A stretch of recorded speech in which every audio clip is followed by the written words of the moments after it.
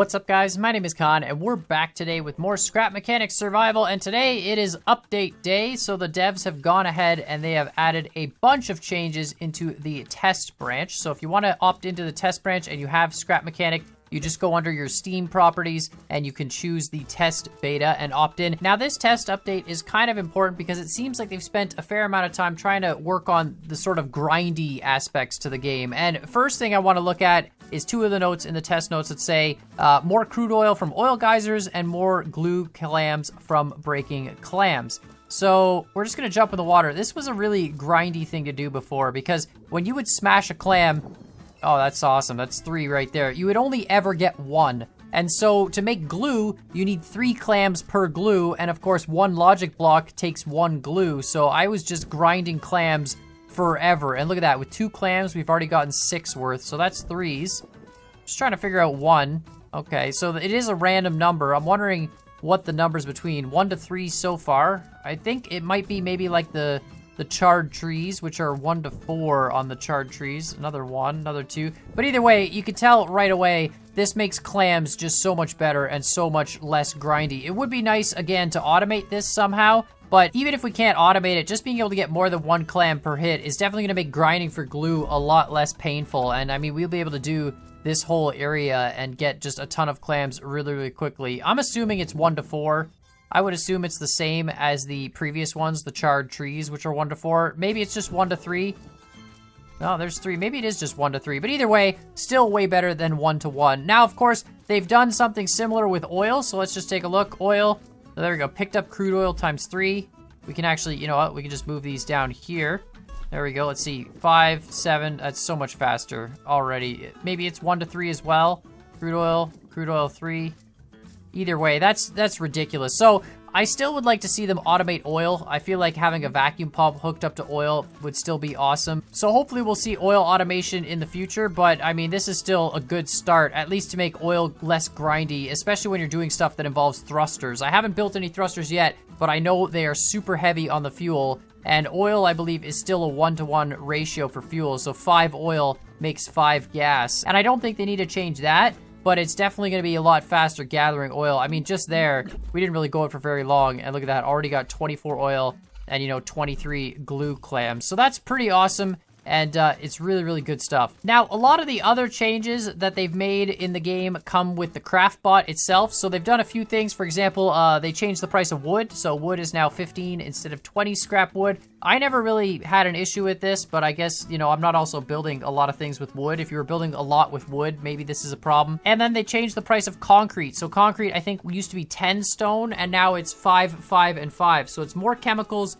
more water, but less stone. So you can make a lot more concrete a lot quicker, which is good, I guess, if you're building your base out of concrete. I might make more concrete. The other things they've added into the game, you can craft fertilizer from seeds. I think this is a great addition to the game. I mean, fertilizer from seeds doesn't really make that much sense to me, maybe more from chemicals. But regardless, it's a good addition to the game because whenever you're farming, you always have an excess of seeds. Like, I have a farm of 128 plants, and if we do a full crop of 128 plants, we just end up with like hundreds of excess seeds that there's nothing to do with. And of course, the only way to get fertilizer currently is to go to the trader and trade for fertilizer. So this, I think, is a really good way to get fertilizer easily, and, you know, only from the 3 basic crops. It would be nice to have some alternate fertilizer recipes that use like the more advanced seeds as well, but either way, I'm still really happy with this. And then, of course, you'll notice batteries are now craftable, and this is awesome. So many people had asked about craftable batteries, including myself, and I said, you know what, this has got to happen because you can craft fuel, which is no problem. We can just make a bunch of gasoline, but if we have all electric vehicles, you have to scavenge for batteries, and if you run out, then you're absolutely screwed. But this is wicked. You can now go and farm a bunch of chemicals, and then, of course, get some scrap metal, and, you know, scrap metal is easy enough to come by killing some farm bots, and boom, we can mass produce our own batteries. So that's just a fantastic addition, which I'm super, super happy about. Now, I think the final thing they added into the craft bot was the chemical container. So this is kind of interesting. I haven't actually done any pumping of chemicals yet. People were telling me that you can use a vacuum pump and a chest and just pump chemicals on your own. So what I want to do is I actually want to build a chemical container and build a chest and just go over to the chemical pond that I know exists and see what happens. I haven't tried it before at all. Apparently, you could just use a vacuum pump into a chest, so I want to try that, and then I want to try a vacuum pump into a chemical container and see if there's, you know, any advantage or disadvantage or whatever, any reason to use one over the other. And other than that, the only other change to Craftbot is paint, I believe. And paint is a great change. I'm so happy with this. It used to be 10 flowers for 5 paint, and now it's 5 flowers for 5 paint, which is super convenient. And on top of that, if you actually need to remove paint from something, like when you right click, it doesn't cost you any paint canisters. So it used to be, if you were to paint, you can see here we've got 55 paint, now we went to 54, and when we would go like this to remove that, it would actually remove a paint canister as well. So that's gone, which is fantastic, because I mean, it really sucked when you forgot to paint something or painted something the wrong color and had to remove the paint. And actually what I would end up doing is just deleting the part and then replacing the part, because when you delete it and put it back, it goes back to the default color. So it's nice that they added that. You don't have to do that anymore. And I think that's just a really good change. So let's build some parts here. We need circuits, we need glue. Okay, well, we know what we got. We got shells here. We can actually just make some glue. Not a problem. There we go. We need circuits as well, and circuits and honeycomb, circuits and glass. Okay, so we got tons of circuits. Not an issue. We got some glass, and we got some honeycomb stuff, beeswax, whatever you want to call it. There we go. All right, so let's just craft ourselves a large chest. There we go. Let's craft ourselves a chemical container. Perfect. Vacuum pump and some tubes. Oh, we need some metal too. I think we got some metal too. Yes, we do. We'll feed that in. And we'll just craft ourselves like a couple of straight tubes and a curved tube. We're going to take all this back anyway. We're not going to lose any of this material. And we need a switch, which I believe we've got a switch here. Perfect. So we're just going to bring all this stuff with us to the chemical pool.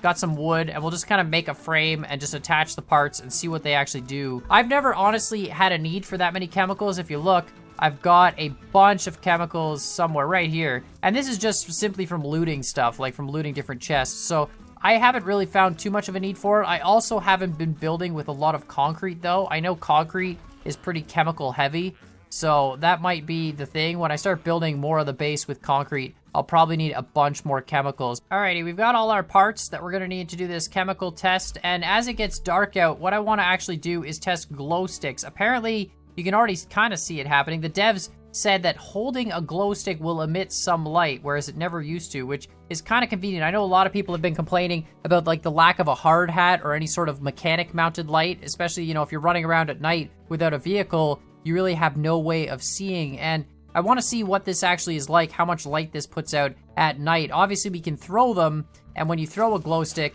it just, you know, emits light on the ground from a point, and that's relatively bright. But if you want to just carry them around and go exploring, I wonder if this is actually useful. The other thing the devs are saying is that there's a new sound effect when you're out of breath. So I feel like we're going to just almost drown, and let's see what the sound effect sounds like. Well, I mean, it does sound more like he's drowning underwater, I guess. All right, well, let's not die. Okay, well, that's cool. There's also a sound effect, too. Apparently, they've changed the sound effect when you're hungry or thirsty. I'm pretty sure all three of those sound effects were the same before, and now they've actually changed them to be different. But either way, we'll have to wait until we get hungry or thirsty. I haven't eaten anything yet this entire episode, so we'll just kind of wait until that wears out. This isn't bad. I mean, this is a really... It's not like a huge radius or anything. Without it, you can't see anything. With it, I mean, you kind of get like a little glowing radius around you. It's not really that bright. I'd almost like to see it brighter. And then, of course, you know, the problem with this is we can't, you know, we can't pull out our spud gun or anything. As soon as we pull out the glow stick, there you go. With the way the glow sticks are right now, I honestly think, like, it's kind of a more realistic feature to have the light emitted when you're holding it in your hand, and rather than not have the light emitted. But I honestly don't think it's really something that's necessary for gameplay, per se. Like, it definitely looks better than just having it dead. But I think when you're running around in dark areas, you're more likely going to keep your gun out, you know, and just throw a glow stick to light up an area. Well, the sun is about to come up, so we're going to head back over to the chemical plant. One other last thing that I think is worth noting is you can drop tools now. You never be able to do that before. Drop tools on the ground. I mean, it's not really the most useful thing in the world. It kind of helps when Cosmo joined my world and I need to give him some tools. But honestly, before that, you just kind of have a chest, put it in a chest, and, you know, take it out of the chest. So it's not really the end of the world, but you can drop tools in the same way you can drop pretty much any other object. So that's all right. But right now we've got all our supplies. We're going to head over to the chemical pond, and we're going to try and see what this chemical container does, and also see what the large storage container does. I mean, I've never tried either. Apparently the large storage container pumping chemicals always worked, So I don't know if it's still gonna work. And of course, they have the chemical container now, which again, I don't know if that's what replaces the large storage or what the point of the chemical container is. We're just gonna, you know what, we're gonna get there. We're gonna try it all out and see what we can do. All right, I believe the chemical pond is just off the road here to the right. If we come, there's this fall zone, there's this thing, and then it should be, yeah, right up here by this green xylo. And hopefully there's no red guys. There was a red guy here yesterday. Let's just do a quick loop around the pond so we can see it's a pond full of chemicals. We'll grab those green chests around it too, because why not? This is nice. Look at this. Oh, there's like a little mini pond too. That's great. All right, I don't see any big red guys. I think we're good to set up a pumping station here. It is a very, very bright pink, and oh, it's bubbling over. I never noticed that before. All right, well, we're just gonna set up a really simple mechanism here. So obviously, chemical pond, if we go in it, it hurts us. All right, so the first thing we're gonna do is we're just gonna set up a frame with our vacuum pump. So we'll just kind of stretch this out over there and put it down into the water. And I think we can attach a pump to the side of it, like so. Perfect. And then we're gonna connect this to some tubes, just to our curved tube, and then to a couple of straight tubes, which we can just extend to max length. There we go. Perfect, just like that. Excellent. Then we'll put a switch right down here, attach our switch to our pump. And now let's do the first test. Let's do it with a chest, because, you know, everyone said a chest worked originally. I never actually did the chest thing, so let's just see what happens if we hook this up to a chest. Make sure this is rotated, and if we turn it on, what do we get? It pumps chemical. Okay. And that'll just fill the chest. Well, that's wonderful. We could have been doing that the whole time. All right, well, that's convenient. Okay, so what about the chemical chest then? What is the purpose of the chemical storage? Wait, I have to put this down. Why, is there stuff in it? Oh, okay, here we go. Perfect. All right, chemical chest, here we go. Hook that up. So it's got 5 slots for chemical, which is the same as all the other ones, ammo containers and such. And if we turn it on, it does the same thing. Does it just go to max 20? It does. So what's the point of that then? Are they maybe gonna remove the ability for the chest to pump chemicals? I wonder if that's the plan. There's also no connection point on this chest, so it's not like you can even hook this into anything. I think it would be cool if you could connect chemicals to the water gun and make the water gun just like a liquid gun, and if you connect chemicals to it, it sprays chemicals which would do damage to stuff, so you could have farm bots that take damage from these chemicals. But right now, I mean, there's no point to this chemical chest, really. You can store only 5 stacks. You can store more stacks in a large chest, and you could just hook a large chest. I mean, we could probably just do this, right? Let me know what you guys think in the comments down below. Honestly, the devs haven't said anything about it. They just said their exact words were, what is it? A new interactive part, chemical container, is now available in the Craftbot. But they don't really mention what the point of that is for. And yeah, look, it just overflows into the chest. So let me know what you guys think in the comments down below. What do you think the chemical chest is going to be used for? I honestly hope just hook it up to a water gun. Like, have a connection tool, hook it into a water gun. That would be fantastic. And be able to actually, you know, spray farm bots with it. I've always thought that one of the best defenses for any base would be just having water guns all over the front wall, because it stuns the farm bots. But the problem with the water guns is they don't do any damage. So you build all these water guns across the entire front section of your base, but then of course you can't actually kill them with it. You have to still have spud guns or something else. If you could have a chemical gun that does, let's say, a little bit less damage than a spud gun, but stuns them the way a water gun does and does a little bit of damage, I feel like that would be the best gun possible. Like just a chemical turret that we could set up all across the front of the base. But either way, inventory's full. Well, we got it. We'll just throw this glow stick out. There we go. Look at that. That was still pretty quick to get a lot of chemicals. We're gonna have a lot of chemicals now. Should start making some concrete. Well, let's head back to base. I mean, it was good to know. It's good to find out. Easy enough to come and pump chemicals. I think I'm gonna have to make a transport truck trailer that's just full of chemical containers. Maybe looks like, you know, one of those tanker containers, and just use it as a tanker trailer to go pump chemicals. I guess we should start mass producing concrete, seeing as how the cost of concrete went down. It used to be extremely expensive, but it was originally brick was like the kind of discount rate, right? You'd get a lot of brick for the same cracked stone. I'm wondering if now we should stop producing brick and produce concrete and use less stone that way, because I think brick was 10 stone makes 10 brick, but concrete is more durable than brick, And if it only costs water and chemicals with less stone to make concrete, I feel like it's more worth your time to make concrete than brick. I've been building everything out of brick, and I'll still keep the wall out of brick. But I think, honestly, concrete might be the new solution. Let's just take a look at that real quick in the craft bot. But I'm thinking that might actually be the smart thing to do. All right, so I've been building everything out of brick, which, you know, 7 weight, 4 durability, 6 friction, and 5 buoyancy. And it's, yeah, 10 cracked stone for 10 brick. And this was kind of great because it was just a 1-to-1.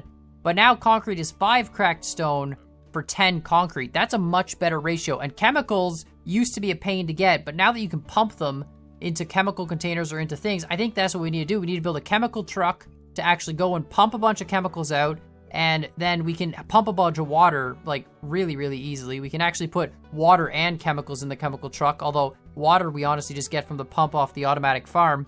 And now we could mass produce concrete, and we could get, you know, double the concrete blocks than we'd be getting for brick blocks, and the stats are all the exact same, except the durability is +1. Concrete has +1 durability. So I think that's the new solution. I might actually have to go back and redo the whole front wall. Maybe we'll do a wall that's 3 layers, like concrete, brick, and then the tier 3 metal. Maybe I'll go put a bunch of concrete on the front of it, although it's already done with 2 layers of brick, so I probably won't change it. But either way, moving forward, I think concrete is actually better to build with than cracked stone. This floor is cracked stone right now. It's not concrete, but I think I'm gonna go back and redo this floor with concrete because we could actually remove this whole floor and then use half the block materials to make it, and we'll just add a bunch of chemicals into it. So I think that's what we're gonna have to do in the future. Well, let me know what you guys think of this update in the comments down below. The last thing I want to do, of course, is just run around until we actually get thirsty and start listening to that thirst sound effect. Apparently they changed it too, and the hunger sound effect. The hunger one, we gotta hurt ourselves. All right, well, we're dehydrated now. And I don't think it's different. I think the dehydrated sound effect is the same.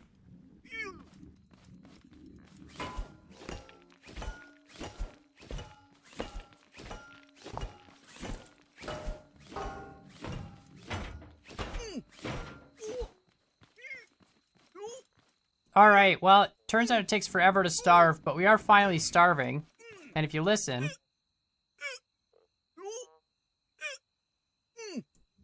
Maybe it's just me, but that sounds very similar to the first starving one that we heard before. Same with the thirst one. The starving and the thirst one for, yeah, hunger and thirst, they sound the same to me, but maybe they are different. Either way, let me know what you guys think in the comments down below of this update. I think there's a lot of good stuff in here. They also talk about, obviously, some bug fixes and multiplayer performance increases and stuff like that. But either way, it is nice to see them doing some progression and listening to the community about, you know, some of the grindy materials and how to fix them. And they're definitely making some changes that are improving the quality of life when playing this game. I already feel kind of silly for having built all this brick wall. We could have built so much more concrete with way less effort. But either way, let me know what you guys think in the comments down below. And while you're at it, hit that like button, hit that subscribe button. And as always, I hope you guys enjoyed this video, and we'll see y'all next time.